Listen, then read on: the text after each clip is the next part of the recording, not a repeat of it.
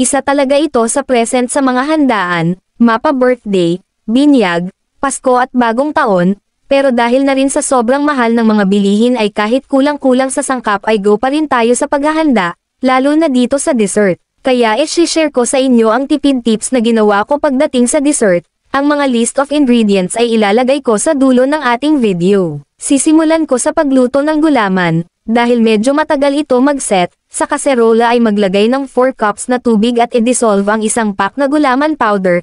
Ito ay buko pandan kasi magkasing kulay sila sa kaong at nata de coco, at lagyan ito ng 1/4 cup na asukal. Lutuin lang ito hanggang sa uminit ang mixture, isalin sa lalagyanan at hayaang mag-set, at once mag-set ay hiwain ito sa maliliit. At isa talaga sa makakatipid ka ay ang macaroni pasta, kasi dadami ang salad at makakakain. Ito ay 1/4 kilo at ito ay 23 pesos lang. Magpakulo lang ng tubig na may asin at kaunting mantika. Ilagay ang macaroni pasta at lutuin ng 8 minutes or hanggang sa maging al dente. At once luto na ang macaroni pasta ay i-drain ito at hugasan para matigil ang pagluto nito at ma-overcook. Pwede ko bang malaman kung taga saan ang mga nanonood sa akin? E-comment mo ang iyong lugar. Maraming salamat sa suporta. At dito na tayo sa paggawa ng ating macaroni salad. Ilagay lahat ang mga sangkap, simula sa macaroni pasta, gulaman, fruit cocktail drain, at dahil may gulaman na ay din ako maglalagay ng kaong at nata de coco,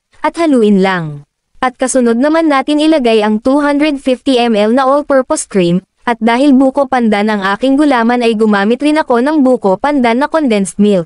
At naglagay rin pala ako dito ng 80 ml na mayonnaise, di ko lang naipakita kasi nahuli ko ng lagay. Pero kung namamahalan ka na or ayaw mo ng mayonnaise ay skip mo na lang, at huwag kalimutan ang cheese, 2 Eden cheese sachet lang yan, at haluin ng maigi. At di rin ito para sa handaan lang, pwede mo rin ito pagkakakitaan.